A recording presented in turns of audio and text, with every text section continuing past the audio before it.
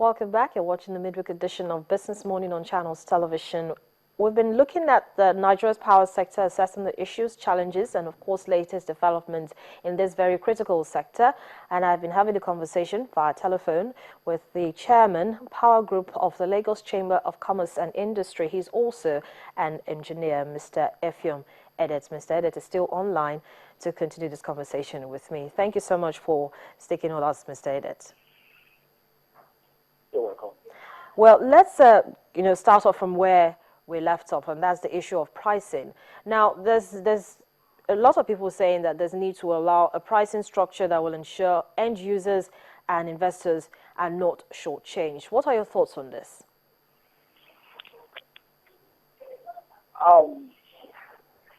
You see, we need to be careful here. Historically, power is seen as a welfare package by the public. And by so doing, it has become what some people consider as an hygiene factor. That's on one side.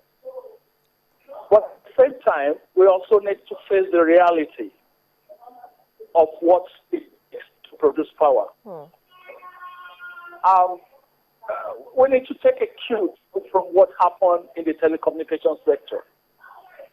When it started, we're all aware how much we were paying per minute, yes, and the argument that per second was not possible. You need to encourage the operator to develop. When they develop, the competition will decide what the right price should be. But in looking at or allowing competition to determine that, wouldn't some, maybe the end user, for instance, be shortchanged or having to bear too much of the load? I said it. If a consumer gets regular power supply 24/7, I don't he or she will complain much. The issue is, make me pay this much, and I'm not getting the commensurate value. So we need to give that to the consumers. You charge fixed rate, even when you don't get power at all, or you get for a couple of hours. It can be frustrating. But if, especially the micro entrepreneurs, if they get power regularly to do their business, they will create enough income to be able to pay for their tariffs. But the problem we're having currently is people are not getting value for their money. And let's not mix it up with high tariffs. Okay.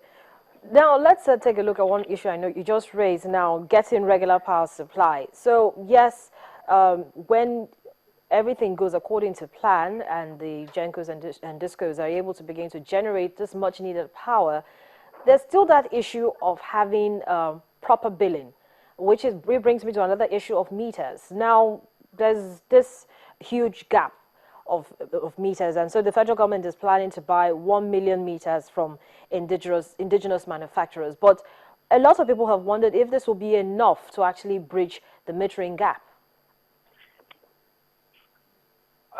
The issue of the meter is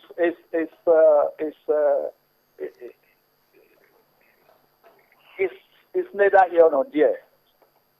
Why am I saying so? What is available? Have we used it? We've not. The local manufacturers are complaining.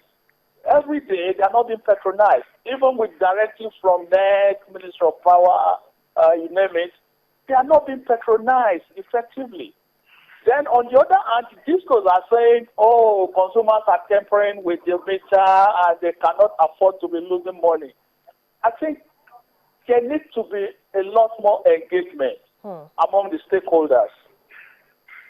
Because we've been discussing this issue of meter even before the privatization to be. So we really need to sit down and really agree on how to move forward with respect to metering. So in terms of, looking at that, what is the organized private sector doing?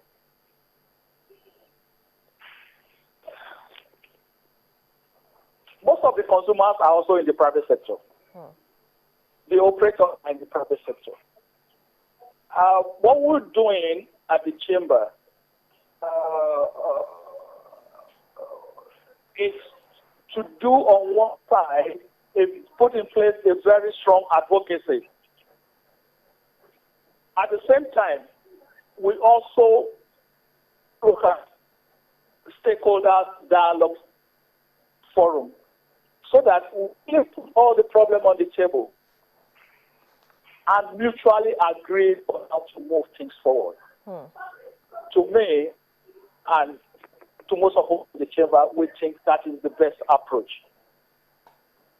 And so do you feel that now, with this intervention from the federal government, banks will now be more enthusiastic about financing the power sector or projects in the power sector? In fairness to Nigerian banks, they've been very supportive. I mean, don't forget, like I said earlier, the privatization was largely funded, if not 100%, by Nigerian banks. And everybody knows the opportunity existing in the sector. Well, Mr. Edet, thank you so much for joining me on the program and sharing your thoughts with us. Of course, we're going to have this conversation again, hopefully face-to-face at another date. Well, thank you for joining me on the program, Mr. Edet. Thank you very much. Mr. Effium Edet is the chairman, Power Group of the Lagos Chamber of Commerce and Industry. He's also an engineer. He joined me on the program via telephone to discuss Nigeria's power sector. And we've been talking about the issues, challenges, and latest development. Of course, we know that earlier in the week, the Central Bank of Nigeria disbursed about 18.26 billion naira to 5 companies to help, take care of their gas debts and revenue shortfalls. Of course, this is part of a facility, a 213 billion naira Nigeria electricity stabilization facility, to ensure that the privatization, which started in 2013, actually continues to gain ground.